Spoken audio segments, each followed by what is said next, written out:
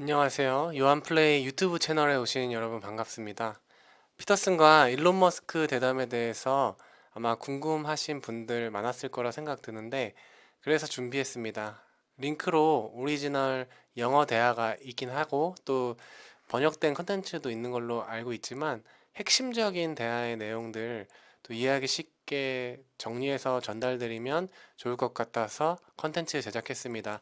제가 예전부터 피터슨 교수님 한국 번역 자료들 컨텐츠로 접하면서 많은 도움을 얻었었는데 번역 자료들만 보다 보니까 한계가 있어서 제가 직접 영어 컨텐츠 보면서 괜찮은 내용들 이게 정리해 나가면 좋겠다 또 공유하면 좋겠다 싶어서 앞으로 이러한 해외 컨텐츠들 번역해서 도움이 될 만한 내용들 공유해서 올리려고 하는데요. 이 부분에 대해서 도움이 되신다 생각하시는 분들께서는 구독해 주시고 그러시면 제가 좋은 내용들로 찾아서 정리해 드리고 또 도움 드릴 수 있도록 노력하겠습니다. 아마 두 사람이 어떤 대화를 나눴을지 그 자체만으로도 궁금해 하실 거고 또 어떤 내용으로 대화를 나눴을지 궁금해 하시는 분들 계실 거라고 생각하는데 제가 에피소드 네 가지로 나눠서요. 그 핵심적인 내용들 차례대로 설명해 드리려고 합니다. 이게 화면에 나오시는 이러한 내용들이다라고 참고해 주시면 될 것 같고요. 이 부분에 있어서 논란이 될 만한 정치적인 이슈는 좀 제하고 둘이 나눈 사상적 교류와 또 철학적 통찰에 대한 내용들 위주로 정리해서 전달해 드리도록 하겠습니다. 어, 능력주의라는 이 단어를 들으면 어떤 생각 드실까 생각해 볼 수가 있는데 혹시 능력 있는 사람들만 성공할 수 있는 그러한 차가운 사회 이미지가 떠오를 수도 있습니다. 이러한 부정적인 이미지가 떠오르는 게 이상한 건 아니다라고 생각은 하지만 오늘 피터슨 교수님과 또 이 일론 머스크 대화를 들어보면 이 능력주의에 대한 생각이 좀 달라지실 수도 있다라는 생각이 드는데 먼저 머스크가 설명하는 능력주의의 개념을 한번 들어보겠습니다. 가능한 한 능력주의를 추구해서 당신의 노력과 실력만으로 앞서 나갈 수 있고 다른 요소는 필요 없는 사회를 만들자라고 하는 겁니다. 이 얘기를 들었을 때 우리의 반응은 잠깐만요. 이게 이렇게 중요한 얘기인가요? 라고 질문을 할 수도 있을 것 같습니다. 그런데 이에 대해서 피터슨 교수님도 지지하는 듯한 발언으로 대화가 이어지는데 에이드리안 리치가 역사적으로 증명을 했는데 이 능력주의에 대한 형평성이 아니라 족벌주의와 세습이다라는 이런 말을 이어가고 있습니다. 이게 무슨 뜻이냐 하면 고대부터 많은 이야기에서 왕이라 하면요 정당한 통치자를 이렇게 상징을 하는데 이것은 긍정적인 힘을 상징하지만 왕의 삼촌이나 측근들은 표면적으로는 왕을 섬기고 또 통치하는 입장에 있지만 실제로는 자신의 이익을 위해서 권력을 행사하는 집단을 상징한다라는 것입니다. 이처럼 능력주의가 약해지면 그 자리를 채우는 것은 이상적인 평등이 아니라 권력과 특권을 가진 사람들의 영구주의인 경우가 많게 된다라는 그런 설명을 덧붙이고 있는 것입니다.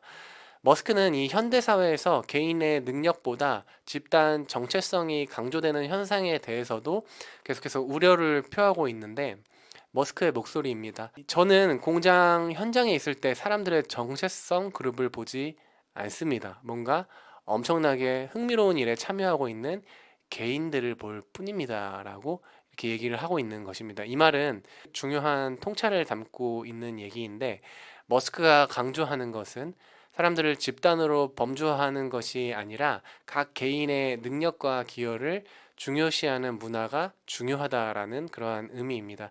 이것이 진정한 능력주의의 핵심이다라는 것인데 피터슨이 이 관점에 대해서 공감하면서 말을 이어갑니다.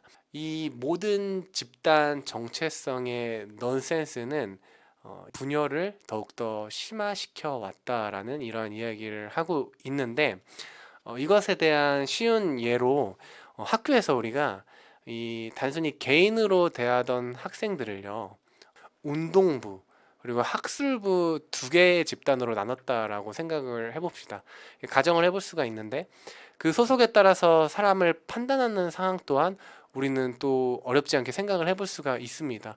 이런 거죠. 운동부에 소속이 되어 있어도 수학을 좋아할 수도 있고, 학술부에 속해 있어도 축구를 즐길 수가 있는데, 집단 정체성이 강조되면 이런 개인의 다양성이 무시가 된다라는 것입니다.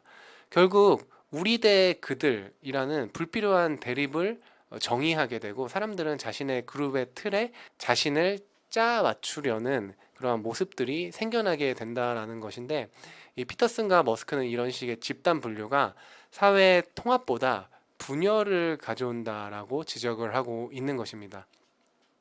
두 사람은 현대사회에서 집단 정체성 정치가 오히려 사회를 분열시키고 개인의 능력을 평가하는 기준을 왜곡하게 된다라고 보고 있는 것인데, 능력주의는 단순히 실력이 최고라는 냉정한 관점이 아니라 이렇게 각 개인을 그들의 집단이 아닌 개인적 역량과 기여로 평가하겠다라는 그러한 접근법으로 우리는 이해를 할 수가 있습니다.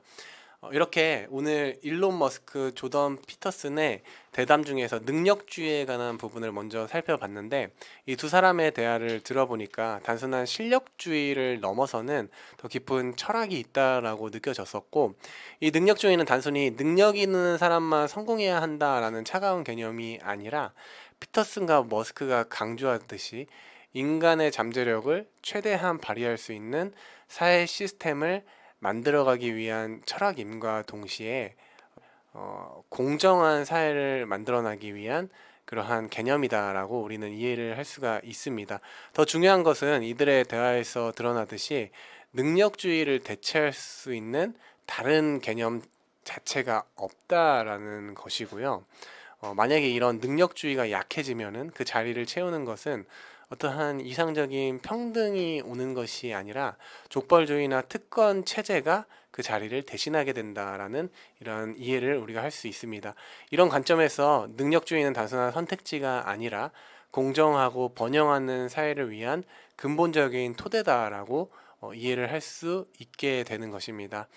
우리가 다음 에피소드에서는 규제 그리고 혁신의 균형에 대한 두 사람의 통찰을 이어서 살펴볼 것인데, 특히 머스크가 스페이스 X와 또 테슬라 등 이 기업을 운영하면서 경험한 규제 딜레마와 또 피터슨의 역사적 그리고 철학적 분석이 어떻게 만나는지, 어떤 지점에서 만나게 되는지 함께 알아보도록 하겠습니다. 지금까지 요한플레이 유튜브 채널 에피소드 1, 두 거장의 만남, 능력주의와 사회적 가치에 대한 주제를 살펴봤습니다. 다음 편도 기대해 주시기 바랍니다. 감사합니다.